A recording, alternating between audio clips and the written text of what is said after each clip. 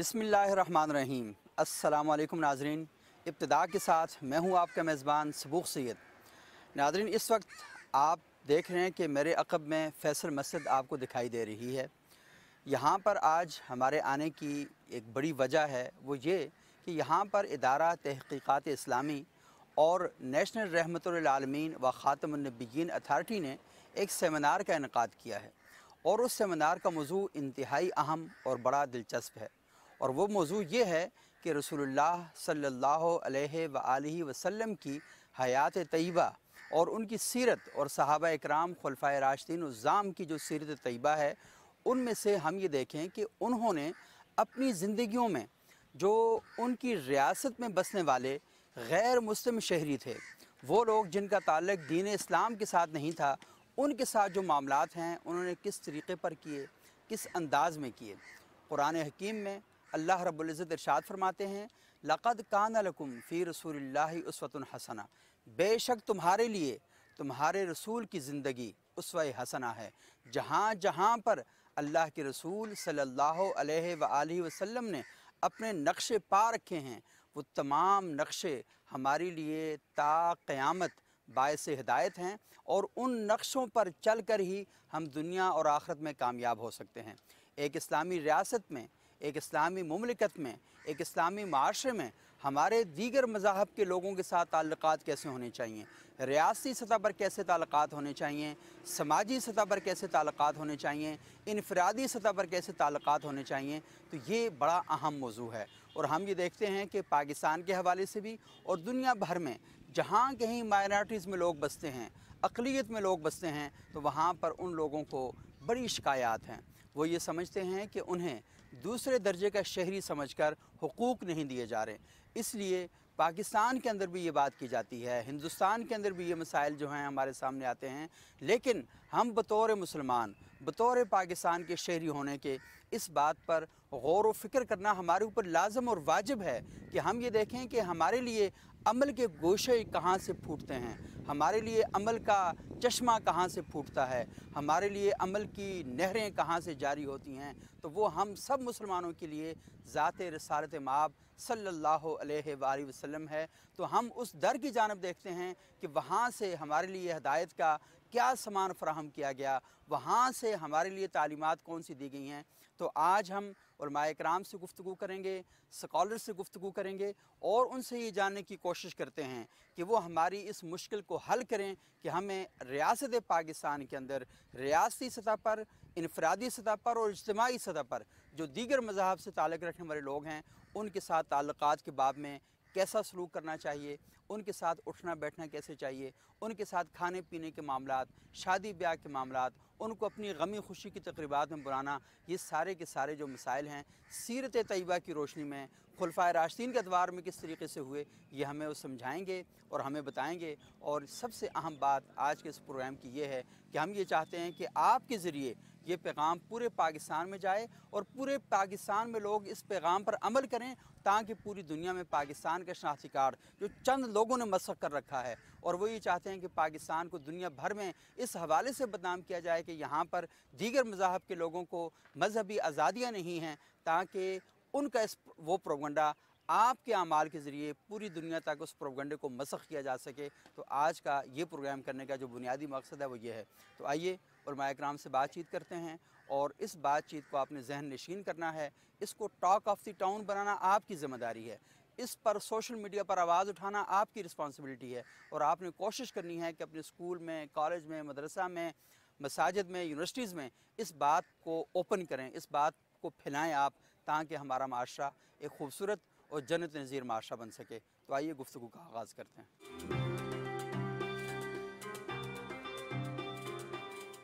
नाज़रीन, इस वक्त हमारे साथ मौजूद हैं प्रोफेसर डॉक्टर ज़ियाउल हक़ साहब, डायरेक्टर जनरल हैं इदारा तहक़ीक़ात इस्लामी के। और आज जो कॉन्फ्रेंस का इनेकाद किया गया यहाँ सेमिनार का, जिसमें पूरे पाकिस्तान से उलमा और स्कॉलर्स मौजूद थे, माइनॉरिटीज़ के नुमाइंदे भी यहाँ पर मौजूद थे, और यहाँ पर बड़ी अहम गुफ्तगू की गई है। और इस गुफ्तगू में लोगों तक ये बात पहुँचाने की कोशिश की गई है कि हमारी इल्मी और फ़िक्री रवायत हमारी किस तरीके से रहनुमाई करती है कि मुस्लिम माशरों के अंदर किस तरीके से हम دیگر مذاہب کے جو لوگ ہیں ان کے ساتھ اپنے تعلقات کو قائم رکھیں اور کس طریقے سے ہم اپنے معاشرے کو ایک بہتر اور خوشگوار معاشرہ بنا سکتے ہیں۔ بہت شکریہ ڈاکٹر صاحب۔ ڈاکٹر صاحب یہ بتائیے گا کہ ہم اپنے معاشرے کے اندر دیکھتے ہیں کہ طرح طرح کی غلط فہمیاں پائی جاتی ہیں۔ آپ کے ادارے نے ایک بڑی خوبصورت تقریب کا انعقاد کیا، لیکن ہم یہ دیکھ رہے ہیں کہ اسی معاشرے کے اندر مذہب کا نام لے کر ہی اس طرح کی چیزیں سوسائٹی میں پیدا کی جاتی ہیں کہ جو پرابلم کا سبب بنتی ہیں۔ تو کیا کہیں گے اس پر آپ؟ صبوخ بھائی، آپ کا شکریہ کہ آپ نے یہ بڑے اہم بات کی۔ اصل میں ہمارے ہاں کبھی تو ہم بیسک بدقسمتی یہ ہے کہ مذہبی تعلیمات کو ڈسٹارٹ کیا جاتا ہے، انٹرپریٹیشنز کو ڈسٹارٹ کیا جاتا ہے، اور اس کے بعد پھر کبھی اس کا مس یوز کیا جاتا ہے اور کبھی اس کو ابیوز کیا جاتا ہے۔ تو غیر مسلموں کے حوالے سے بھی یہی رویے ہیں، یعنی غیر مسلموں کا تحفظ، ان کے عبادت گاہوں کا تحفظ، ان کے حقوق کا تحفظ، یہ اسٹیبلشڈ پرنسپلس ہیں قرآن کے اور رسول اللہ صلی اللہ علیہ وسلم کی، یہ سننا ہے۔ ہم رسول اللہ صلی اللہ علیہ وسلم کے ساتھ محبت کا اظہار تو کرتے ہیں، دعوے تو کرتے ہیں، لیکن آپ صلی اللہ علیہ وسلم کی اس سنت کا ذکر نہیں کرتے، اس کو عمل میں نہیں لاتے۔ بلکہ میں تو یہ سمجھتا ہوں کہ جو کچھ کبھی کبھی ہمارے معاشرے میں ہوتا ہے، جیسے جڑا والا میں ہوا، تو یہ نہ صرف اسلامی تعلیمات کے خلاف تھا بلکہ یہ رسول اللہ صلی اللہ علیہ وسلم کی سنت کے بھی خلاف تھا۔ اور بدقسمتی یہ ہے ہماری کہ بعض لوگوں نے یہ یعنی اسلامی سلوگنز کے تحت یہ کرنے کی کوشش کی۔ تو اس قسم کی تقریبات کے ذریعے ہمیں عوام الناس کو، پڑھے لکھے علمی لوگوں کو اور دوسری کمیونٹیز کو یہ بتانے کی ضرورت ہے کہ اسلام کیا ہے، اسلام کس طرح بین المذاہب اور مختلف برادریوں کے درمیان اچھے تعلقات کو پروموٹ کرتا ہے۔ اور یہ ہمیں جاننے کی ضرورت ہے کہ اسلامی سماج کبھی بھی صرف مسلمانوں پر مشتمل نہیں ہوتا، اسلامی سماج ان تمام لوگوں پر مشتمل ہوتا ہے جو اس سماج میں رہتے ہیں، اس میں مسلمان بھی ہوتے ہیں، اس میں غیر مسلم ہوتے ہیں، اور اسلام غیر مسلموں کے انفرادی اور اجتماعی حقوق کا کما حقہ تحفظ کرتا ہے۔ یہی قرآن پاک کی تعلیمات ہیں اور یہی رسول اللہ صلی اللہ علیہ وسلم کی سنت ہے۔ تو اسی قسم کی سنتیں جو ہیں ان کو یاد کرانے کی کوشش ہمیں کرتے رہنا چاہیے۔ ہمیں یاد رکھنا چاہیے کہ جنگ بدر، جنگ احد اور جنگ خندق، یہ وہ بنیادی جنگیں تھیں جس کا بہت اہم حصہ ہے اسلام کی پروٹیکشن میں۔ ان میں مسلمانوں نے بھی حصہ لیا اور مسلمانوں کے ساتھ میثاق مدینہ کی روح سے غیر مسلموں نے بھی اس میں حصہ لیا، بلکہ جو ان جنگوں کے شہداء کی فہرست ہے اس فہرست میں مسلمانوں کے ساتھ غیر مسلم بھی شامل ہیں۔ تو یہ چیزیں ہم بھولے ہوئے ہیں، ہمیں ان کو یاد رکھنے کی ضرورت ہے۔ اسی لیے یہ سیمینار منعقد کیا گیا۔ اس کی باقاعدہ ایک ایکشن پلان اور پالیسی ریکمنڈیشنز ہیں، اور یہ پالیسی ریکمنڈیشنز ہم گورنمنٹ کو بھی بھجوائیں گے، مختلف کمیونٹیز کو بھی بھجوائیں گے، تاکہ ان کے مطابق ہم اپنے معاشرے کی تشکیل جدید کریں۔ یہاں پہ جو بہت ساری گمراہیاں پھیلی ہوئی ہیں ان گمراہیوں کو دور کریں۔ یعنی آپ دیکھیں کہ اسلامی تعلیمات کی روح سے کمیونٹی کے اندر رہنے والے غیر مسلموں کے کچھ فرائض ہیں اور کچھ ان کے حقوق ہیں۔ آج اس سیمینار میں یہ کہا گیا کہ آج تک کوئی ایسا انسیڈنٹ رپورٹ نہیں ہوا کہ یہ کہا جائے کہ ان غیر مسلم کمیونٹیز نے مسلمانوں کے خلاف یا پاکستان کے خلاف کچھ کیا ہو۔ تو میجورٹی کو بھی اس چیز کا خیال رکھنا چاہیے کہ غیر مسلموں کے حقوق کا تحفظ یہ اسلام کی تعلیمات کا عین تقاضا ہے۔ اچھا ڈاکٹر صاحب نے بہت ہی اہم نکات بیان کیے۔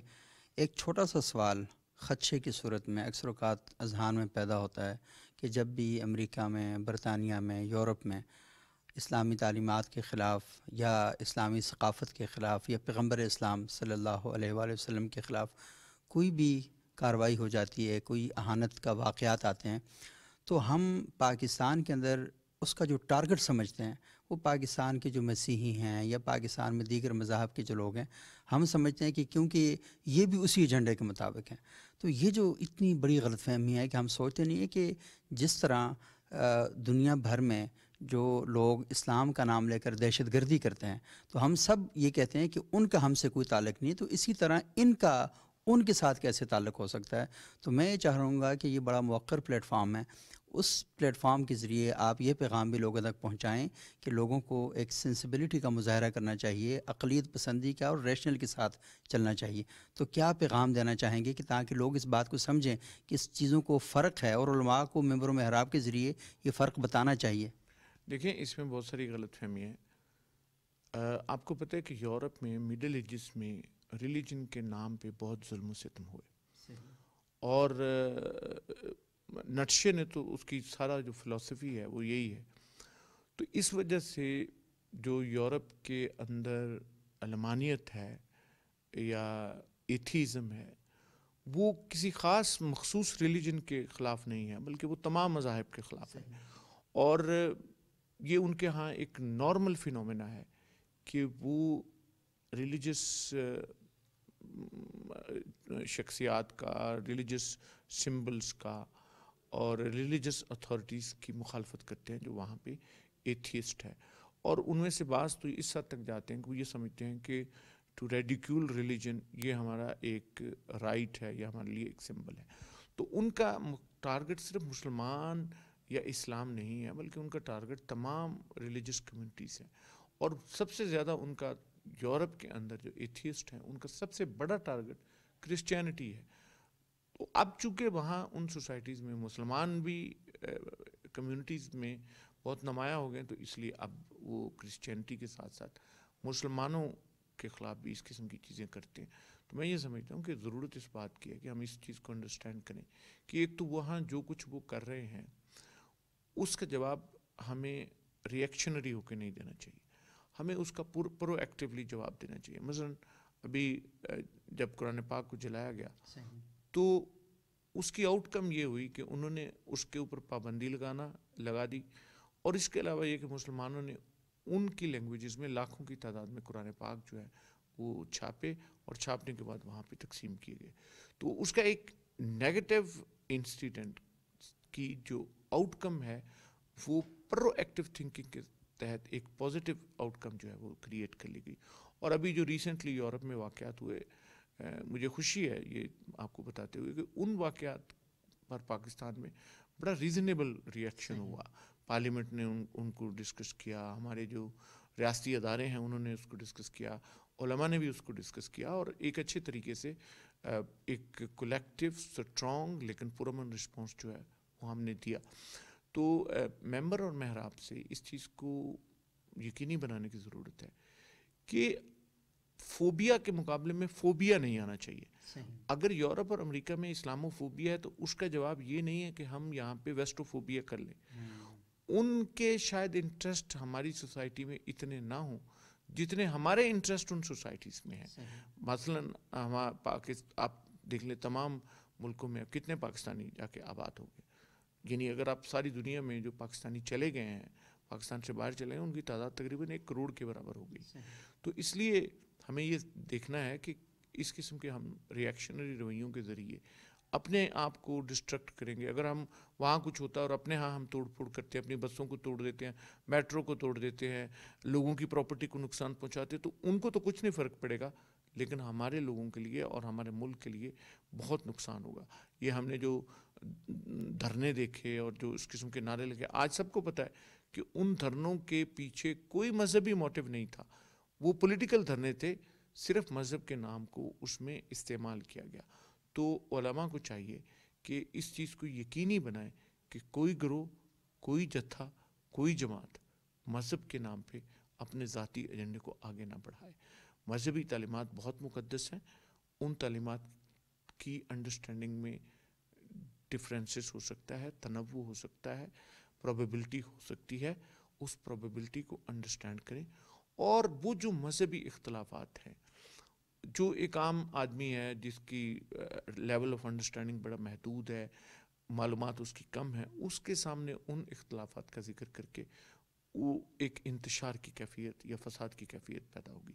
تو عام لوگوں کے سامنے وہی بات کرنی چاہیے جس کے ذریعے وہ ایک اچھی مذہبی زندگی گزار سکیں، عبادات کا پریکٹس کر سکیں، اور جو تھیولوجیکل ڈفرینسز ہیں ان کو ان مجالس میں یا ان پلیٹ فارمز پہ رکھنا چاہیے جو ان کے لیے ہیں، اور وہاں پہ ایسے اختلافات کا ذکر کرتے ہوئے بھی ادب مراعات الخلاف یا ایتھکس آف ڈس ایگریمنٹ جو ہیں ان کو بھی سامنے رکھا جانا چاہیے.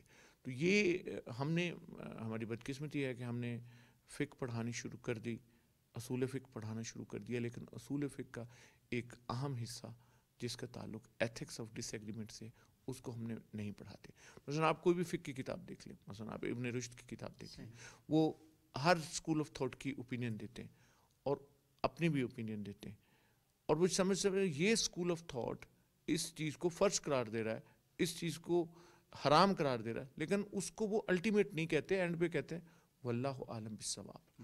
تو یہ جو واللہ عالم بالصواب ہے، یہ پروبیبلٹی آف انٹرپریٹیشن جو ہے اس کو انڈیکیٹ کرتا ہے. تو ہمیں اپنے رویوں میں یہی چیز انڈرسٹینڈ کرنے کی ضرورت ہے، اور یہ ریئلائز کرنے کی ضرورت ہے کہ یورپ کے اندر جو اینٹی ریلیجس سینٹیمنٹس ہیں ان کی ایک ہسٹری ہے. آپ جانتے ہیں وہاں کس طرح نیشن سٹیٹ کے درمیان کلیش ہوتا رہا، اور ظاہر ہے کہ اس میں 400 سال ہاں جی 400 سال میں وہاں لڑائیاں ہوتی رہی، اور مذہب کے نام پہ وہاں بہت ظلم ہوا اس سماج میں، اور اس مذہب کے ریاکشن کے طور پہ ماڈرن ریاستیں جو ہیں وہ وجود میں آئی، اسٹیٹ نیشن سٹیٹس آئیں، کانسٹیٹیوشنلزم آیا، وہاں پہ رائٹس کے تحفظ کی بات ہوئی. ہمیں پرو ایکٹیولی یہ دنیا کو بتانے کی ضرورت ہے، اسکالرس کو، علماء کو، کہ ہر ایک کو اظہار رائے کی آزادی حاصل ہے، لیکن کسی کو یہ حق حاصل نہیں ہے کہ وہ اظہار رائے کی آزادی کے نام پہ مذاہب کو ریڈیکیول کرے یا ان کو ابیوز کرے. یہ بڑی امپورٹنٹ چیز ہے جس کو پروموٹ کرنے کی ضرورت ہے. تو میں سمجھتا ہوں کہ جو ایک ٹریڈیشنل رویہ پاکستان میں ہوتا تھا، اس سے ہٹ کے ریسنٹلی بہت اچھے رویے جو ہیں وہ پروموٹ ہوئے. اگرچہ جڑا مالا واقعہ جو ہے اس نے کچھ نیگیٹیوٹی کو کریٹ کیا، لیکن اسی واقعے کے ریئیکشن میں بھی آپ دیکھیں کہ باقی کمیونٹیز نے بعد میں ریئیکٹ کیا، وہاں کے مسلمان ریلیجس لیڈرز نے پہلے ریئیکٹ کیا، اور انہوں نے اس حد تک گئے کہ جو چرچز جو ہے ان کو جلایا گیا تھا، انہوں نے اپنی مساجد کے دروازے ان کے لیے اوپن کر دیے، اور ان سے کہا کہ آپ ان مساجد میں آ کے عبادت کریں. تو میں سمجھتا ہوں کہ یہ اچھی تصویریں ہیں جس کو سامنے لانے کی ضرورت ہے. اور پھر میں کہوں گا کہ لوگوں کی تعلیم و تربیت اور دین کی درست فہمی کے لیے جو بہت اہم چینل ہے وہ ممبر اور محراب ہے، اور اس کا درست استعمال بڑا ضروری ہے. اچھا ڈاکٹر صاحب، بہت ہی اہم بات آپ نے کی، اور سب سے اچھی بات آپ کی کہ ایک غلاظت کے ڈھیر پر جو پھول مہکانا ہے اور وہاں پیدا کرنا، یہ سب سے امپورٹنٹ بات ہے. آپ نے یہ بات کہی کہ ممبر و محراب کا کردار اہم ہونا چاہیے، اور آپ نے بڑی درست نشاندہی کی کہ بعض اوقات پرابلم بھی ان میں سے کچھ حصے کی، اکثریت ماشاءاللہ بہت ہی اچھا ایکٹ کرتی ہے، کچھ لوگوں کی طرف سے پرابلم پیدا ہوتے ہیں. تو آپ کا ایک بہت زبردست پلیٹ فارم ہے، اور ایک بڑے عرصے سے آپ پاکستان میں اس ڈائیورسٹی کو اپریشیٹ کرنے کے لیے، اس کو ایکسیپٹ کرنے کے لیے کام کر رہے ہیں.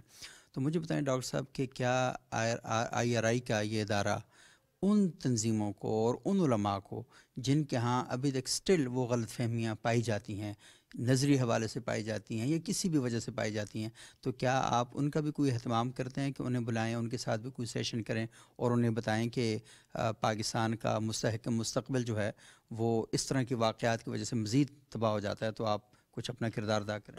جی سبوک بھائی، آپ جانتے ہیں ہمارا ایک انیشیٹو ہے پیغام پاکستان. اس انیشیٹو میں ہم نے تمام مکاتب فکر کے علماء کو اکٹھا کیا. اس میں 6000 کے قریب علماء جو ہے اس پہ متفق ہوئے ہیں، اور اس میں بعض ایسے علماء بھی شامل ہیں جن کے ویوز بعض لوگوں کے نزدیک قابل قبول نہیں ہے، لیکن ہم نے ان کو بھی انگیج کیا. اور ایک چیز میں پوری قوم کے سامنے رکھنا چاہتا ہوں کہ پچھلے، آپ لوگ جانتے ہیں کہ 4-5 سال پہلے جب بھی محرم ہوتا تھا تو اس میں فسادات ہوتے تھے، اور پچھلے 4-5 سال سے ایسا نہیں ہوا. تو اس کا سبب کیا؟ اس کا سبب یہ ہے کہ ان لوگوں کو انگیج کیا جاتا ہے، اور ہر محرم سے پہلے ریلیجس لیڈرشپ کو پیغام پاکستان کے پلیٹ فارم کے ذریعے ہم انگیج کرتے ہیں، ان کو اکٹھا کرتے ہیں، اور کبھی ان کی ان کیمرہ کبھی آف کیمرہ میٹنگز ہوتی ہیں، اور اس میں تمام قسم کے لوگوں کو بلائے. یعنی ہمارا طریقہ یہ ہے کہ پہلے ایک گروپ کو بلائیں، پھر دوسرے گروپ کو بلائیں، بعد میں دونوں کو اکٹھا کر لیں. اور یہ ہم اس وقت پھر کر رہے ہیں. آج کل آپ نے دیکھا ہوگا کہ سوشل میڈیا کے اوپر ایسے ہی لا یعنی قسم کے مباحث کو چھیڑا جاتا ہے. وہ لائکس لینے کے لیے اور ویورشپ لینے کے لیے جو سیٹلڈ ایشو ہیں یا پرانے ایشوز ہیں ان کو اٹھایا جاتا ہے اور اس کے اوپر پھر ایک طوفان بدتمیزی پیدا کیا جاتا ہے. اور اس نے ایک نئی سچویشن جو ہے وہ خطرناک قسم کی پیدا کی ہے. اور میں آپ کو یہاں پہ یہ بتانا چاہتا ہوں کہ نفرت انگیزی، کسی کے ساتھ نفرت کرنا، کسی شخصیت کو ابیوز کرنا، کسی کے اوپر الزام لگانا، یہ دنیا کی کسی مذہبی تعلیم کا حصہ نہیں ہے اور نہ ہی یہ مذہب سے اس کا کوئی تعلق ہے. یہ ایک یارڈ سٹک ہے جس کو سمجھنے کی ضرورت ہے کہ کوئی مذہب ظلم، جبر، زیادتی اور کسی دوسری شخصیت کو ابیوز کرنا یا اس کو برا بھلا کہنے کی تعلیم نہیں دیتا. تو ہم یہاں پہ پھر ہوتا یہ کہ ایک شخص کوئی بات کرتا ہے تو دوسرا اس کا ریئیکشن پہ آ جاتا ہے. پھر وہ جو ریئیکشنری مائنڈ سیٹ ہے نا، تو وہ اس ریئیکشن سے پھر جو ہے وہ سماج کے اندر آگ لگتی ہے اور اس آگ سے بڑی تباہی ہوتی ہے. تو ہماری کوشش ہوتی ہے کہ ہم اس قسم کی آگ کو روکنے کی کوشش کریں. کافی حد تک کامیابی ہوئی ہے، لیکن سٹل ابھی ہمیں بہت کچھ کرنا ہے. ہمیں اپنے ملک کو، اپنے سماج کو بچانا ہے، کیونکہ پانی آنکھ میں بھر کر لایا جا سکتا ہے، اب بھی جلتا شہر بچایا جا سکتا ہے. بہت بہت شکریہ پروفیسر ڈاکٹر ضیاء الحق صاحب. ناظرین، آپ نے گفتگو سنی اور ڈاکٹر صاحب نے بڑی اہم باتیں کی ہیں، بہت سے اہم نکات کی طرف اشارہ کیا ہے. اور یہ بات بڑی اہمیت کی حامل ہے کہ ہم نے اپنے معاشرے کو اگر بچانا ہے تو ہم لڑ جھگڑ کے نہیں بچا سکتے. ہمیں اپنی میموری جو ہے اس میں سے کچھ چیزوں کو ڈیلیٹ کرنا ہوگا، کچھ چیزوں کو ریموو کرنا ہوگا، کیونکہ ہماری میموری جو ہے وہ لڑائی اور جھگڑے کی ہے، ہماری میموری انتشار اور افتراق کی ہے. تو ہمیں اپنی میموری کو بہتر بنانے کے لیے کچھ ایسے کام سوسائٹی میں ضرور کرنے ہیں کہ ہماری ایک نئی میموری بنے، اور وہ جو نئی میموری ہے اس کے اندر کوئی اچھے خوشگوار واقعات، کچھ اچھے خوشگوار تعلقات ہمارے سامنے ہوں، تاکہ آئندہ جب بھی کوئی شر پسند ہمارے درمیان افتراق کی کیفیات پیدا کرنا چاہے تو وہ کامیاب نہ ہو سکے. ناظرین، یہاں پر ہم ایک مختصر سا وقفہ لیں گے. وقفے کے بعد دوبارہ آپ کی خدمت میں حاضر ہوں گے تو کچھ مزید علماء اور اسکالر سے بات چیت کریں گے. یہ مسئلہ بڑا اہم ہے، اسے آپ نے ٹھنڈے دل اور ٹھنڈے دماغ کے ساتھ سوچنا ہے.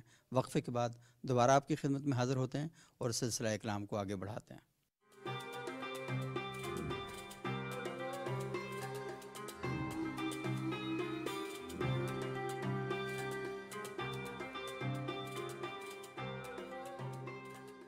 ناظرین، وقفے کے بعد ایک بار پھر پروگرام ابتدا میں خوش آمدید. آج ہم گفتگو کر رہے ہیں اسلامی تعلیمات ہمیں کیا حکم دیتی ہیں، کیا ہدایات فراہم کرتی ہیں کہ دیگر مذاہب سے تعلق رکھنے والے جو لوگ ہیں ان کے ساتھ ہمارا رویہ کیسا ہونا چاہیے. تو ہمارے ساتھ موجود ہیں جامعہ محمدی شریف چینوٹ کے سربراہ صاحبزادہ قمر الحق صاحب. بہت شکریہ صاحبزادہ صاحب. بتائیے کہ کیا اسلامی تعلیمات ہمیں حکم دیتی ہیں، لوگوں تک یہ بات کیسے پہنچائی جائے کہ ہمارے معاشرے کے اندر جو چند واقعات ہوتے ہیں جو بڑا پرابلم پیدا کرتے ہیں، تو ان تک یہ بات کیسے پہنچا سکتے ہیں کہ اسلام دیگر مذاہب کے لوگوں کو اسی طرح عزت اور احترام کا مرتبہ دیتا ہے جس طرح خود اسلام پسند لوگ جو کرتے ہیں. بہت شکریہ صبوخ صاحب. جو آپ نے بات فرمائی اس کی تمہید میں ایک جملہ میں دہرانا چاہوں گا. آپ نے سنا ہوگا کہ ہر جگہ پہ ہمارے جو علماء ہیں، مختلف جگہوں پہ علماء بھی، ہماری اکیڈیمیا بھی، انٹلیکچوئلز بھی، وہ ایک بات کرتے ہیں کہ اسلام دین فطرت ہے. صحیح. یہ ریلیجن آف نیچر ہے، نیچرل ریلیجن ہے. اس میں فطرت کے کسی اصول اور کسی مبادی کے خلاف جو ہے کوئی چیز نہیں ہے. صحیح. مجھے ایک بات بتائیں کہ ہم ایک معاشرے میں رہ رہے ہوں، سپوز فرض کریں کہ ہم 100 لوگ ہیں ایک معاشرے میں، اس میں 80 لوگ مسلمان سمجھ لیں اور 20 لوگ مختلف فیتھ ادر دین اسلام. کیا فطرتاً ایک اپنی، یعنی جو ہماری اپنی ایک سلیم الفطرت ایک سوچ ہو جس میں ہمارے اندر کوئی بائسز نہ ہوں اور کوئی ایسی ملاوٹ نہ ہو جو کہ ہمیں ڈیریل کرے نیچرل پرسپیکٹیو سے، کیا ہم یہ تصور کر سکتے ہیں کہ ہم ان کو ڈسکریمنیٹ کریں in any sense through any method, کسی بھی لحاظ سے، کسی بھی طریقے سے؟ جو وہ 20 لوگ ہیں، ایک معاشرے کے فرد ہیں، 20 ممبرز ہیں، ایک کنسیڈریبل تعداد ہے. بے شک 20 ہیں، تھوڑے ہیں، کم ہیں، لیکن وہ ان کو ہم کہیں کہ آپ کو جینے کا حق نہیں ہے، اگر جینے کا حق ہے تو جینے کا برابر حق نہیں ہے، اور اگر جینے کا برابر حق ہے تو آپ پر کچھ پابندیاں ہیں، آپ نے جو ہے ان پابندیوں کو جو ہے جو مسلمان انجوائے کر سکتا ہے وہ چیزیں، لیکن وہ آپ نہیں اپنے لیے اویل کر سکتے. تو فطرتاً یہ بات ایک اصولاً ایک آزاد اگر ہم سوچیں بغیر کسی باعث کے تو یہ ہمیں کوئی بات اچھی نہیں لگتی کہ ایک ہی جگہ پہ رہتے ہوئے آپ اتنے لوگوں کو اتنی بڑی تعداد میں، بے شک وہ کم ہیں، اقلیت ہیں، تھوڑے ہیں، تو اگر اسلام دین فطرت ہے تو اسلام بھی ایسا کوئی حکم نہیں دیتا، اور چونکہ وہ دین فطرت ہے اور واقعی وہ دین فطرت ہے اس لیے وہ بھی ایسا کوئی حکم نہیں دیتا. رسول اللہ صلی اللہ علیہ وسلم کا جو طرز عمل ہے، جو ان کا کنڈکٹ ہے پریکٹیکل، ان کی جو لائف میں ایز ہیڈ آف اسٹیٹ، اور ایون جب وہ ہیڈ آف اسٹیٹ نہیں تھے، جب وہ صرف دائی تھے، پریچر تھے، تو اس وقت ہم دیکھتے ہیں کہ انہوں نے ان طبقوں جن کے ساتھ ان کا خواہ نظریاتی اختلاف تھا، خواہ مذہبی اختلاف تھا، خواہ جو ہے ان کے ساتھ کسی قسم کا ثقافتی اختلاف تھا. کچھ ہمارے سامنے چیزیں ہیں کہ کچھ لوگ جو تھے رسول اللہ صلی اللہ علیہ وسلم کے یعنی وصال پر ملال کے حوالے سے مدینہ منورہ میں انہوں نے یعنی ایون حضرت عمر رضی اللہ تعالیٰ عنہ، وہ ان کا ایک جو بیک گراؤنڈ تھا، ان کا جو مینٹلٹی تھی، وہ ایک یعنی وہ انہوں نے ریئیکشن کا اظہار کیا، مختلف ریئیکشنز کا اظہار کیا. تو ہم دیکھتے ہیں کہ جو کبار صحابہ تھے انہوں نے ان کو تحمل دیا، ان کو کہا کہ اس دکھ کو برداشت کریں، مختلف، یہ ود ان دا اسلام ہے. اس کو میں صرف مثال کے طور پہ بتا رہا ہوں کہ انسان ہر طرح کے ہوتے ہیں نا جی، وہ ان کے یعنی مزاج بھی مختلف ہو سکتے ہیں، ان کے مزاج میں کے ساتھ ساتھ مذہب بھی مختلف ہو سکتے ہیں. تو اسلام نے ایسا کوئی طریقہ نہیں بنایا کہ جس میں آپ ایک مزاج کو، ثقافت کو، ایک مذہب کو ڈسکریمنیٹ کریں.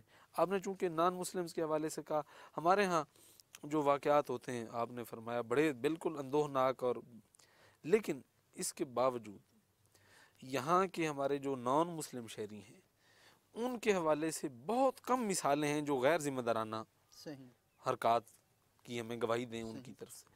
اس میں ایک آخری بات یہ ہے کہ اسلام نے چونکہ وہ دین فطرت ہے، چونکہ وہ کسی فطرت کے اصول کو نہیں توڑتا، تو نظم اجتماعی میں بقائے باہمی یعنی سب نے مل کے رہنا ہے اپنی اپنی جگہوں پہ. دعوت دینا ہم مسلمانوں پر فرض ہے، وہ اگر قبول کر لیتے ہیں تو فبہا و بنعمہ، اور اگر نہیں کرتے تو لا اکراہ فی الدین.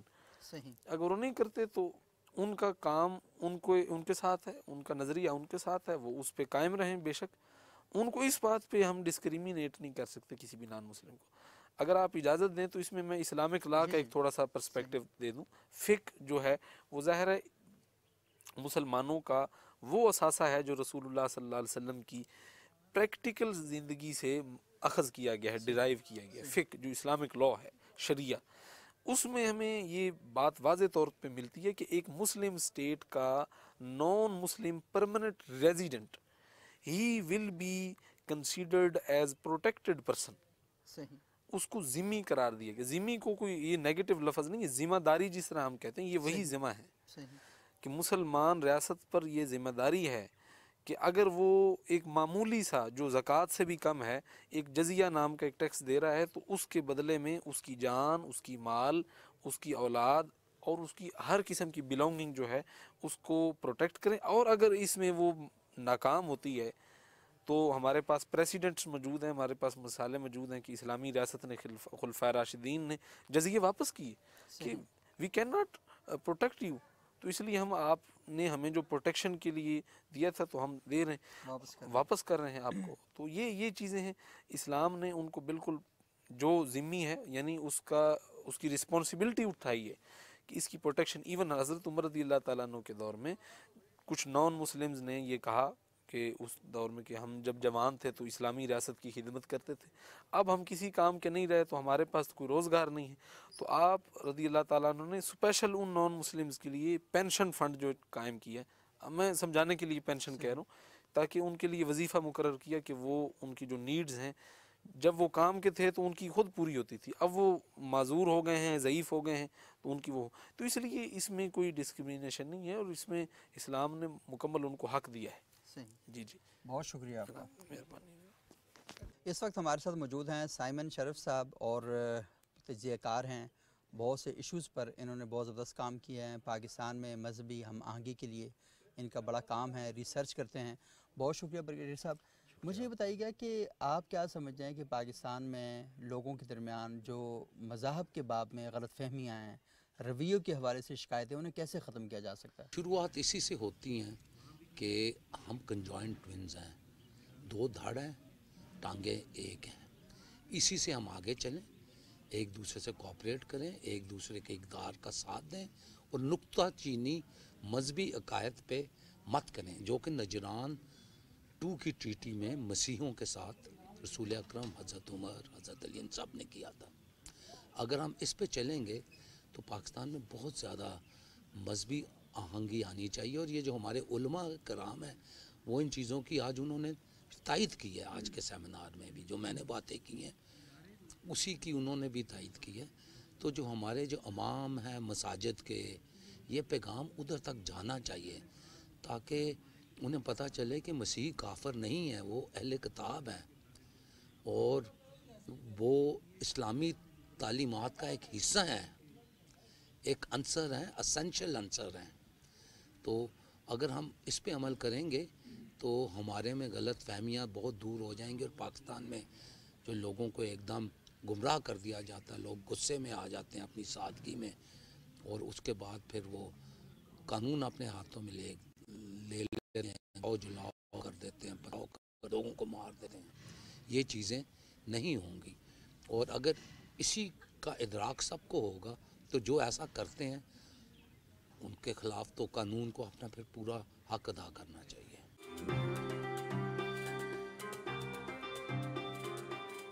इस वक्त हमारे साथ मौजूद हैं क्रिस्टोफर शराब और साहिबान पाकिस्तान एक तंजीम है, उनसे इनका ताल्लुक़ है। पाकिस्तान में मजहबी हम आहंगी के लिए, फ़िरक़ा वाराना मुनाफ़रत के ख़ात्मे के लिए और सोसाइटी में हम आहंगी पैदा करने के लिए एक बड़ा ज़बरदस्त किस्म का काम कर रहे हैं। बहुत शुक्रिया क्रिस्टोफर साहब। मुझे बताइएगा कि कैसे हम अपने माशरे के अंदर ये चीज़ें पैदा कर सकते हैं कि लोग आपस में उलझने के बजाय एक दूसरे को स्पेस फराहम करें और एक दूसरे को अंडरस्टैंड करें। सर देखिए, अभी मजहबी एतबार से तो काफ़ी गुफ्तगू हुई है, सही, क्रिश्चियन साइड से भी एविडेंट हुआ है और हमारी मुसलमान साइड से भी एविडेंट हुआ है। बात है लिविंग टुगेदर। मैं बात करूँगा डायप्रैक्सिस की, जहाँ पे लोग रोज़मर्रा ज़िंदगी में अपनी ज़िंदगी इकट्ठे गुजारते हैं, खुशियाँ इकट्ठे गुजारते हैं, जनाजे इकट्ठे उठाते हैं। तो अगर आप थोड़ा सा पाकिस्तान में क्रिश्चियंस की कंट्रीब्यूशन को देखें तो जिस वक्त कायद-ए-आज़म मोहम्मद अली जिन्ना कांग्रेस पार्टी से अपने आप को डिटैच करते हैं तो उस वक्त जो इब्तिदा में सबसे पहले कुछ MLAs उस वक्त के जिन्होंने अपने आप को कायद-ए-आज़म के साथ अटैच किया, उनमें लोगों के नाम आते हैं रलिया राम का, ठीक है, जो कि हमारी क्रिश्चियन लीडर थी। ठीक है, आप अभी भी देखें 1940 में भी अगर आप देखें तो 1940 में जिस वक्त कोयटा से लाहौर आते हैं कायद-ए-आज़म मोहम्मद अली जिन्ना, पाकिस्तान रेजोल्यूशन लिखी जाती है। वो ज़ाहिर बात है एक दफ़ा नहीं लिखी गई, उसकी ड्राफ्टिंग, री एडिटिंग वगैरह उसमें क्रिश्चियन कंट्रीब्यूशन है। आप नाम देखें चंदू लाल साहब का, ठीक है, आप नाम देखें फजलुद्दीन साहब का, आप नाम देखें लालदीन शरफ साहब का। ये वो लोग हैं जो 1940 में भी वहाँ पर कायद-ए-आज़म की सपोर्ट पे मौजूद थे। सही, ठीक है। और अगर आप आगे देखें तो जब पाकिस्तान बनता है तो उस वक्त भी कायद-ए-आज़म को इनिशियली तौर पर जो संभाला है वो क्रिश्चियन हॉस्पिटल्स ने, नर्सेज ने, और एक बहुत बड़ी जो कंट्रीब्यूशन है क्रिश्चियंस की वो ये है कि अलीगढ़ में जो ख्वाब देखा गया था, अलीगढ़ में एक ख्वाब देखा गया था कि बरे सगीर पाक को हिंद का मुसलमान जब तक एजुकेटेड नहीं होगा तो यहाँ के मुसलमान तरक्की नहीं कर सकेंगे। अलीगढ़ के उस ख्वाब की जो फुलफिलमेंट है वो क्रिश्चियन मिशनरी स्कूल्स के थ्रू हुई है। तो मैं ये कहूँगा कि मजहबी एतबार से तो लोगों ने बहुत बात की है, बट ये एक एविडेंट बात मैंने की और कहानी बड़ी लंबी है, इसके लिए तो पूरा हमें घंटा डेढ़ चाहिए। अगर हम आज तक देखें, आज भी अगर आप अपने बड़े मुश्किल फ्रंट्स देखें तो उनके ऊपर आपको क्रिश्चियंस मिलेंगे। तो बात ये कि क्रिश्चियंस तो अपनी रिस्पॉन्सिबिलिटी पूरी कर रहे हैं, मुसलमान बहन भाइयों से भी कोई प्रॉब्लम नहीं है। प्रॉब्लम आता है कि जहाँ पर कोई शरारत करता है और हम सोचे समझे बगैर उस पर भाग पड़ते हैं। सही, उस चीज़ पे लोगों को थोड़ा अवेयर करने की ज़रूरत है कि ये भी हमारे भाई हैं, ये भी हमारे भाई हैं, ये भी पाकिस्तान को बनाने वाले हैं, ये भी पाकिस्तान को संवारने वाले हैं और ये भी पाकिस्तान को नखारने वाले हैं। और हम सारे इकट्ठे होकर ही पाकिस्तान को बेहतर बना सकते हैं। बनाया भी इकट्ठा है और उसको चलाएंगे भी इकट्ठे। اور اسی میں پاکستان کا مستقبل ہے کہ پاکستان میں بسنے والے جتنے بھی لوگ ہیں وہ آپس میں مل جل کر رہیں، اور جو چھوٹے موٹے اختلافات ہیں ان اختلافات کو حل کرنے کے لیے متعلقہ جو فورم موجود ہیں ان فورم پر جانا چاہیے، نہ کہ سڑکیں بلاک کریں، ایک دوسرے کے املاک پر حملہ کریں. تو یہ جو چیزیں یہ درست نہیں ہیں. اور آپ کے اس فورم کے تھرو میں ایک اور تبلیغ کرنا چاہوں گا کہ جب کوئی شرارت کر کے کوئی جھوٹی خبر دیتا ہے نا، تو بجائے اس کی کہ اس خبر پہ بھاگنے کے اس شخص کو پکڑا جائے، اس کو دیکھا جائے، اس سے پوچھا جائے. تو اور یہ پکڑنے کا کام بھی جو ہے یہ تھانے کا ہے، تھانے کو بتایا جائے کہ فلاں شخص جو ہے اس نے شرارت کی ہے. اور علماء کو چاہیے کہ وہ اپنے جو مساجد کے لاؤڈ سپیکر ہیں وہ ہر شخص کے حوالے نہ کر دیں کہ جو شخص آئے سپیکر کا بٹن آن کر جو چاہے وہ کہہ دے، بلکہ یہ سپیکر رسپانسبلٹی ہونی چاہیے، سپیکر کا لائسنس ہونا چاہیے کہ جس شخص کی ذمہ داری ہونی چاہیے کہ معاشرے کے ذمہ دار فرد کے پاس سپیکر کا لائسنس ہو، تاکہ وہ اس کا ایسا استعمال نہ ہو سکے، سوء استعمال نہ ہو سکے اس کا.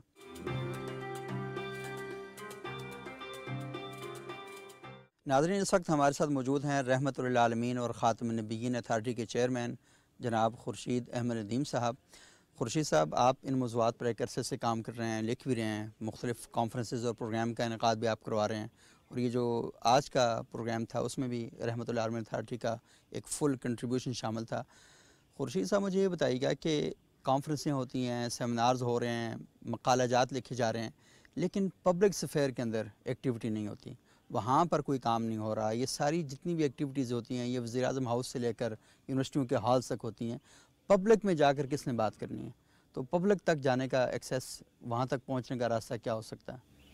یہ آپ کا تاثر بالکل درست ہے کہ ہمارے ہاں اس طرح کے کام عام طور پر سرگرمی برائے سرگرمی کے نقطہ نظر سے ہوتے ہیں. صحیح. مجھے اپنی پرفارمنس شو کرنی ہے، میں بتاؤں گا میں نے 3 ورکشاپس کی ہیں، میں نے 2 کانفرنسیں کی ہیں، صحیح. میں فائل کا پیٹ بھر دوں گا. لیکن سوال یہ ہے کہ ساری ایکٹیویٹیز جس مقصد کے لیے ہو رہی ہیں اس کی طرف میں کتنے قدم بڑھا ہوں. صحیح. اصل تو یہ ہے جیسے اتھارٹی کا ذکر ہے، یہ رحمۃ للعالمین و خاتم النبیین اتھارٹی جو ہے، اس کا بنیادی کام یہ ہے کہ رسالت مآب صلی اللہ علیہ وسلم کی سیرت پر تحقیق، اور اس تحقیق کی روشنی میں ایک ایسا لائحہ عمل اور سوسائٹی کی تشکیل جس میں نبی صلی اللہ علیہ وسلم کے اخلاق عالیہ کی ریفلیکشن ہو، صحیح. اس کا پرتو ہو، اس کا عکس ہو. یہ کام اس وقت تک نہیں ہوگا جب تک ہم لوگوں کو اس کی طرف لے کے نہیں آئیں گے. صحیح. یہ اخلاق کی تعمیر سیرت کی روشنی میں کریں. اس کے لیے عوام تک جانا پڑے گا، اس کے لیے لوگوں تک جانا پڑے گا، اس کے لیے نوجوانوں سے بات کرنی پڑے گی، خواتین سے بات کرنی پڑے گی، سرکاری اہلکاروں سے بات کرنی پڑے گی، آپ کو اساتذہ سے بات کرنی پڑے گی. بالخصوص اس لیے کہ یہ اساتذہ ہیں جو آگے طالب علموں سے مخاطب ہوتے ہیں.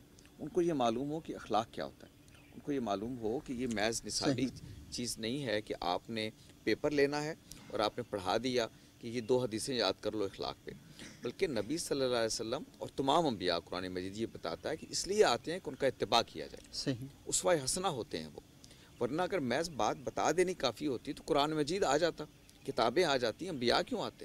انبیاء اسی لیے تو آئے ہیں کہ لوگوں کے سامنے ایک ماڈل پیش کرتے ہیں. صحیح. اور لوگوں سے یہ کہیں کہ خدا کی رضا چاہتے ہو تو ویسے بن جاؤ جیسے فاتبعونی یحببکم اللہ. صحیح. جیسے کہا آپ ان سے کہیے کہ آپ میرا اتباع کریں، اللہ تعالیٰ تم سے محبت کرے گا. صحیح. تو خدا کی محبت نبی صلی اللہ علیہ وسلم کی اطاعت میں ہے. یہ اطاعت کیسے آئے گی؟ اس کے لیے ضروری ہے کہ لوگوں کو ایجوکیٹ بھی کریں اور لوگوں کے سامنے عملی ماڈل بھی پیش کریں. صحیح. ہمارے ہاں تعلیم تو ہوتی ہے، جیسے میں نے عرض کیا کہ آپ نے پیپر دینے ایسی کچھ چیزیں یاد کر لیں، لیکن یہ ریفلیکشن، یہ تاثر کہ اصل میں یہ ساری چیزیں جو ہم پڑھاتے ہیں وہ رٹے کے لیے نہیں ہیں، پیپر کے لیے نہیں ہیں، بلکہ اپنی زندگی سنوارنے کے لیے. صحیح. تو میں اس تاثر سے پورا اتفاق کرتا ہوں کہ ہماری زیادہ سرگرمیاں برائے سرگرمیاں ہوتی ہیں. صحیح. ہم اس سے وہ نتیجہ اخذ نہیں کرتے جو ہمیں کرنا چاہیے. یہی وجہ ہے کہ ہماری رپورٹ تو بہت اچھی ہوتی ہے کہ یہ سال میں ہم نے 12 کانفرنسیں کر لی، سال میں ہم نے 6 سیمینار کر لیے، لیکن سوال یہ ہے کہ وہ کتنے لوگ کیا میں دکھا سکتا ہوں جن کی زندگی میں کوئی ری تھنکنگ پیدا ہوئی، جن کے افعال کے اندر کوئی خیر کا پہلو آیا. وہ نہیں ہوتا. تو میرا خیال یہ ہے کہ بڑی ضرورت ہے کہ اب ہم سرگرمیوں سے آگے نکلیں اور عوام سے، لوگوں سے براہ راست معاملہ کریں. براہ راست سے مطلب یہ ہے کہ آپ ان کی ٹریننگ کریں، ان کی تربیت کریں اور ان کے سامنے رول ماڈل بنیں. اچھا خورشید صاحب، ایک اور بات بھی ہم یہ دیکھتے ہیں کہ ہمارے اسکالرز ہیں بہت مشکل باتیں کرتے ہیں اور وہ عام لوگوں کو سمجھ میں نہیں آتی.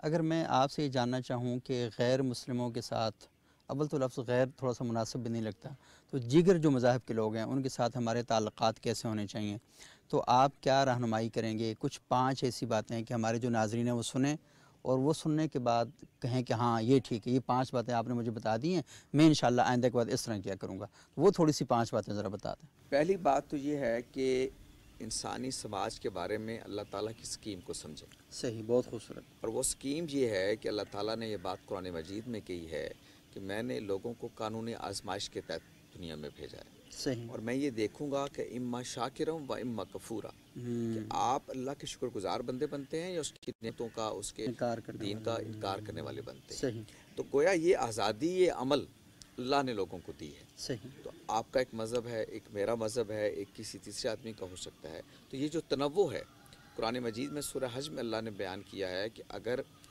ایک گروہ سے دوسرے گروہ کو اللہ دفع نہ کرتا صحیح، تو تم دیکھتے کہ زمین کے اوپر نہ کوئی سینیگوگ ہوتا، نہ کوئی گرجا ہوتا، نہ مسجد ہوتی جس میں اللہ کا نام لیا جاتا۔ یہ جو تنوع ہے مذہبی، پہلی بات تو یہ جانیں کہ یہ اللہ تعالیٰ کی سکیم ہے۔ ان کو ختم کرنا نہ آپ کے پیش نظر ہے نہ خدا کے پیش نظر ہے۔ صحیح، وہ قانونی آزمائش کے تحت یہ آخر تک چلے گا۔ صحیح، فیصلہ پھر اس وقت ہوگا جب ہم اللہ کے حضور میں داخل ہوں گے۔ صحیح۔ ایک بات تو پہلی بات یہ ہوگی کہ قانون آزمائش اللہ تعالیٰ نے ہمیں اس دھرتی پر اس لیے بھیجا ہے، اور مذہبی آزادی دی ہے، مذہبی آزادی دی ہے، اور وہ سب کے لیے۔ اور سب کے لیے۔ اور آپ صحیح، دوسرا یہ ہے کہ آپ لوگوں تک اپنی دعوت پہنچا سکتے ہیں، لیکن اس کا طریقہ یہ ہے کہ آپ دعوت کو اچھے الفاظ میں اور حکمت کے ساتھ پہنچائیں گے۔ صحیح، میں جس چیز کو خیر سمجھتا ہوں، میں اگر آپ کا خیر خواہ ہوں تو میں آپ تک یہ دعوت پہنچاؤں گا، صحیح، لیکن اس کو پہنچانے کے لیے ایک دائرہ ہے۔ وما علینا الا البلاغ۔ صحیح، قرآن مجید میں جیسے انبیاء بھی یہ کہتے ہیں کہ ہمارا کام تو بس اتنا ہے کہ ہم آپ تک بھی بات پہنچانا، بس صرف دوسری یہ، چیز یہ ہے کہ آپ اپنی بات پہنچا دیں، اس سے آگے کی چیز ہے۔ یعنی ٹھونسنا، مسلط کرنا، یہ کوئی آپ جو نہ مانے وہ بھی، اور یہ ہاں سی نہیں یہ ہے۔ بات خود قرآن مجید نے نبی صلی اللہ علیہ وسلم سے کہی ہے کہ انما انت مذکر لست علیہم بمسیطر۔ صحیح، آپ تو تذکیر کرنے کے لیے آئے ہیں، آپ تو یاد دہانی کے لیے آئے ہیں، آپ تو بتانے کے لیے آئے ہیں۔ رہی یہ بات کہ لوگوں کو زبردستی کرنا ہے تو یہ منصب آپ کا نہیں۔ صحیح، دوسری بات یہ ہے۔ صحیح، تیسری بات جو پیش نظر رکھنی ہے وہ یہ ہے کہ جب ہم معاشرہ بنا رہے ہوتے ہیں تو معاشرہ انسانی حقوق کی بنیاد پر بنتا ہے، صحیح، اور اس میں قانون کی نظر میں سب برابر ہوتے ہیں۔ صحیح، یہ بھی ہمارے دین نے سکھایا ہے۔ جب ہم معاشرہ بناتے ہیں تو ہم لوگوں کے مذہب کو سامنے رکھ کر معاشرہ نہیں بناتے، صحیح، لوگوں کے حقوق کو سامنے رکھ کر، لوگوں کے فرائض کو سامنے رکھ کر بناتے ہیں۔ صحیح، اس لیے قرآن مجید نے جب بھی جرم کی بات کی ہے، نیکی کی بات کی ہے، تو اسماء صفات استعمال کی ہیں۔ صحیح، السارق والسارقۃ، چور مرد ہو یا عورت ہو، الزانی والزانیۃ، زانی مرد ہو یا عورت۔ اس میں یہ تخصص یا تخصیص نہیں کی کہ مسلمان ہو یا غیر مسلم، کافر ہو یا مسلمان ہو، یہ نہیں، کوئی تقسیم نہیں ہے۔ صحیح، جو یہ جرم کرے گا اس کی یہ سزا ہے۔ صحیح، چنانچہ نبی صلی اللہ علیہ وسلم کی زندگی میں آپ کے اسوہ حسنہ سے، عہد خلافت راشدہ سے معلوم ہوتا ہے کہ قانون سب کے لیے برابر تھا۔ صحیح، انسانی جان کی حرمت ایک ہے، صحیح، مال کی حرمت ایک ہے، وہ مسلمان کا مال ہے یا غیر مسلم کا مال ہے، وہ مسلمان کی جان ہے یا غیر مسلم کی جان ہے، اس کی ایک قیمت ہے۔ صحیح، تیسری بات جو سمجھنے کی ہے کہ جب آپ سوسائٹی کے ساتھ معاملہ کرتے ہیں تو حقوق کی بنیاد پہ کرتے ہیں، مذہب، رنگ و نسل کی بنیاد پر نہیں کرتے۔ چوتھی بات جو سمجھنے کی ہے وہ یہ ہے کہ جب آپ سوسائٹی کو تشکیل دے رہے ہوتے ہیں تو اس سوسائٹی کے اندر جو طبقات ہوتے ہیں، ایک تو طبقات ہوتے ہیں سماجی، صحیح، اس کے اندر جو آپ کی تقسیم ہے وہ ایک سوسائٹی کی ضرورت ہے۔ صحیح، کوئی آدمی کپڑے سی رہا ہے، کوئی آدمی جوتا بنا رہا ہے، کوئی آدمی کوئی اور ڈاکٹر ہے، کوئی آدمی انجینئر ہے، یہ سارے مل کے کام کرتے ہیں تو سوسائٹی بنتی ہے۔ صحیح، تو سوسائٹی میں سب کا ہونا جو ہے یہ ضروری ہے، اس کا احترام جو ہے وہ ہمیں کرنا چاہیے۔ صحیح، چوتھی بات یہ ہے کہ جب ہم مذہب کے معاملے میں دیکھ رہے ہوتے ہیں چیزوں کو تو یہ بات ذہن میں رکھیے کہ ہم مشترکات کو تلاش کرتے ہیں۔ صحیح، جیسے قرآن نے خود اہل کتاب کے بارے میں کہا کہ تعالوا الی کلمۃ سواء بیننا و بینکم، کہ آؤ اس بات کی طرف جو ہمارے اور تمہارے درمیان مشترک ہے۔ تو جب آپ کوئی ایسی چیز کر رہے ہوتے ہیں جس میں سوسائٹی کی منفیت ہوتی ہے تو اس میں آپ کامنیلٹیز کو، مشترکہ چیزوں کو آپ تلاش کر رہے ہوتے ہیں۔ صحیح، پانچویں بات یہ ہے کہ جب آپ یہ سمجھتے ہیں کہ اختلاف ہو گیا تو اس کو آپ مکالمے سے حل کریں۔ صحیح، ڈائلاگ جب آپ یہ سمجھنے لگیں کہ اب وجادلہم باللتی ہی احسن، صحیح، مجادلے کی کیفیت پیدا ہو گئی، تو آپ اس کو احسن طریقے سے کریں گے، اچھے طریقے سے کریں گے، مکالمہ کریں گے۔ اور اگر کوئی فریق ثانی جہالت پر اتر آتا ہے تو پھر کالو سلامہ، پھر آپ الجھیں گے نہیں اس سے۔ تو سوسائٹی میں، معاشرے میں اختلاف بھی ہو جاتے ہیں، اس کو آپ نے حل کرنا ہے مکالمے سے۔ مکالمے اور سے آخری بات اس سلسلے میں یہ ہے کہ اگر آپ یہ چاہتے ہیں کہ آپ کے مذہب کا احترام ہو تو لازم ہے کہ آپ دوسرے کے مذہب کا احترام کریں۔ اللہ یہ کہتا ہے کہ ان کی جھوٹے خداؤں کو بھی برا نہ کہو، اس لیے کہ وہ بدلے میں تمہارے صحیح خدا کو، سچے خدا کو برا کہنا شروع کریں گے۔ تو یہ 5-6 بنیادی نکات ہیں جو میرے نزدیک ایک معاشرے کو پرامن، دوسروں کا خیر خواہ اور ایک دوسرے کا خیر خواہ بنا کے رکھنے کے لیے ضروری ہیں، جس کو آپ کہتے ہیں نا عمل بالمعروف اور نہی عن المنکر۔ یہ ایک مسلم معاشرے کا ایک امتیازی پہلو ہے۔ وہ کیا ہے؟ نیکی کو آپ پھیلاتے ہیں، برائی کو آپ روک رہے ہوتے ہیں۔ ایسے نیکی اور برائی جو ہے یہ مذہبی چیزیں نہیں ہیں، یہ انسان کی فطرت میں رکھتی فطرت پر ہے۔ جھوٹ بری چیز ہے، دوسروں کا حق مارنا بری چیز ہے، اور یہ سب کو پتہ ہے۔ ہاں سب کو پتہ ہے۔ ایسے تو اس اصول کی یہی نہی عن المنکر، معروف کی جو تعریف ہے، ہر اچھی چیز جس کو انسانی فطرت اچھا سمجھتی ہے، صحیح۔ منکر ہر وہ بری چیز ہے جس کو انسانی فطرت برا سمجھتے ہیں، اور جو چیز اپنے لیے پسند کرتے ہیں وہ آپ دوسروں کے لیے پسند۔ اور ویسے وہ ایک روایت ہے نا کہ اللہ تعالیٰ نے ہر انسان کو ایک اسلام کی فطرت پر پیدا کیا، یہ سلامتی کی فطرت پر ہے، اس کو پتہ ہے کہ اچھا کیا ہے برا کیا۔ وہ اللہ کہتا ہے کہ میں نے فَأَلْهَمَهَا فُجُورَهَا وَتَقْوَاهَا، الہام کیا ہوا ہے میں نے تمہارے اندر کہ غلط کیا اور صحیح کیا ہے۔ تو اس بنیاد پر اسی کو ہماری ٹرمنالوجی میں آپ کہتے ہیں کہ امر بالمعروف اور نہی عن المنکر، اچھائی کو فروغ دیں، برائی کو روکیں۔ بہت بہت شکریہ خورشید ندیم صاحب، بہت ہی اہم نکات آپ نے بیان کی، اور سب سے انٹرسٹنگ بات وہی کہ لوگوں کو عام فہم انداز میں یہ بات پہنچانا اور یہ بات بتانا کہ آپ کن کن چیزوں پر عمل کریں۔ لوگ بہت جلدی ان چیزوں کو رکھتے ہیں، کیونکہ ہمارے ہاں جو اسکالرز ہیں، ہمارے علماء ہیں، وہ صبح و شام مطالعے میں غرق رہتے ہیں، اور علماء کے ساتھ ان کی نشستیں ہوتی ہیں، تو ان کے الفاظ، ان کا جو انداز ہے وہ عام فہم اس طرح نہیں ہوتا۔ تو جو بنیادی بات ہم نے کہی تھی کہ یہ سیمینار ورکشاپ بہت اچھے ہیں، یہ ہونے چاہیے، لیکن یہ پبلک اسفیئر کے اندر داخل نہیں ہو پا رہے۔ تو پبلک اسفیئر کے اندر داخل نہ ہونے کی ایک وجہ یہ بھی ہے کہ ایک تو ہمارے سوسائٹی میں ان موضوعات پر گفتگو نہیں ہوتی، اور اگر گفتگو ہوتی ہے تو اتنے مشکل الفاظ کے ذریعے ہوتی ہے کہ عام لوگوں تک وہ بات پہنچ نہیں پاتی۔ تو خورشید صاحب نے جو 5-6 بنیادی باتیں بتائی ہیں، تو یہ میرا خیال یہ ہے کہ آپ کے لیے بہت ہی اہم ہے، ہم سب کے لیے بہت اہم ہے، اور ہمیں چاہیے کہ ان باتوں کو لے کر اپنے معاشرے کے اندر جائیں، اپنے بچوں کی تربیت کریں، اس سوسائٹی کی تربیت کریں، ورنہ ساری زندگی ہم بیٹھ کر گلی کے نکڑ پر یہی باتیں کرتے رہیں گے، یورپ اچھا ہے، امریکہ اچھا ہے، برطانیہ اچھا ہے، ہم اچھے نہیں ہیں۔ ہم سارے بھی انہی جیسے ہیں، اور وہ سارے بھی ہم جیسے ہی ہیں، لیکن بنیادی طور پر مسئلہ ہے کہ آپ احساس ذمہ داری کے ساتھ آئیں، اور سب سے بنیادی چیز کہ خدا کا جو قانونی آزمائش ہے اسے سمجھیں۔ وہ پہلی سیڑھی ہے، وہ خشت اول ہے، پہلی اینٹ ہے۔ جب آپ اسے سمجھ آئیں گے تو اس کے بعد باقی ساری چیزوں کو سمجھنا اور ان پر عمل کرنا آپ کے لیے آسان ہو جائے گا۔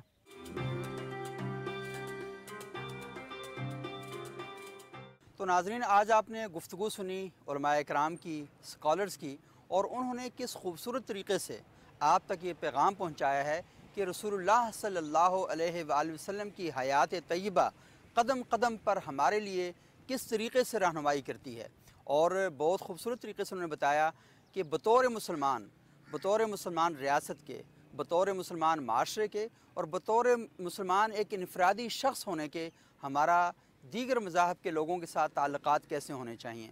اور آپ سمجھتے ہیں کہ صرف یہاں تک کہ معاملہ محدود نہیں ہے، جب ان کے خوشی کا ایام آتے ہیں، ان کے غم کے ایام آتے ہیں، تو اس وقت ہمارے اوپر لازم اور واجب ہے کہ ہم ان کا ساتھ دیں۔ مجھے پشاور کا وہ واقعہ نہیں بھولتا، جب پشاور میں آل سینٹ چرچ پر حملہ کیا گیا تھا، تو ہم نے دیکھا کہ وہاں پر بڑی تعداد میں ہمارے مسیحی بھائی جاں بحق ہوئے، لیکن پشاور کے لوگوں نے بڑی جرت کا، بہادری کا اور غیرت کا مظاہرہ کیا، اور انہوں نے اپنا کاروبار بند کر کے ان مسیحوں کے ساتھ جو اس وقت مظلوم تھے، جو در بدر کی ٹھوکریں کھا رہے تھے، جو پریشان تھے، جن کے گھروں میں لاشیں پڑے ہوئے تھے، جن کے گھروں میں آہیں اور سسکیاں تھیں، وہاں پر پشاور کے غیرت مند لوگوں نے ان کے ساتھ انہیں تعزیت کا وہ اسلوب اختیار کیا کہ پوری دنیا کو وہ سٹوری ایک نمایاں سٹوری کے طور پر پیش کرنا پڑا۔ تو ہمیں ان مثالوں کو صرف پشاور تک محدود نہیں رکھنا چاہیے، اور پشاور تک محدود نہیں ہیں، پورے پاکستان ہم جب بھی دیکھتے ہیں تو جب بھی اس طرح کا کوئی واقعہ پیش آتا ہے، چند شر پسند عناصر جب اس طرح کی کوئی حرکت کرتے ہیں، تو ہم یہ دیکھتے ہیں کہ رد عمل میں مسلمانوں کی جو قرآن اور سنت کے صحیح فہم سے آشنا مسلمان ہیں وہ باہر نکلتے ہیں، جو صاحبان دل ہیں وہ باہر نکلتے ہیں، اور اس قسم کے واقعات کی مذمت بھی کرتے ہیں، اور اس قسم کے واقعات کو کسی صورت میں قبول نہیں کرتے۔ لیکن یہاں پر کھڑے ہو کر ایک بات मुझे और आपको ज़रूर सोचनी है, और वो ये सोचना है कि पाकिस्तान के अंदर दीगर मज़ाहब के जो लोग हैं उनकी तादाद इंतहाई कम है, इंतहाई कम तादाद है। और आप ख़ुद ही सोचें कि आप बड़ी उम्र के आदमी हैं, आप छोटे बच्चे पर जुल्म या तशद्दुद कर रहे हों तो कभी भी लोग आपको अच्छा इंसान नहीं कहेंगे। भले आपने पगड़ी पहनी है, दाढ़ी रखी हुई है, उम्र आपकी ज़्यादा है, लिबास आपका बड़ा अच्छा है, चेहरे से आप बड़े खुश खसाल और खुश अतवार दिखाई देते हैं, लेकिन अगर आपका उस छोटे बच्चे के साथ अमल ठीक नहीं है तो लोग कभी भी आपको अच्छा इंसान नहीं कहेंगे।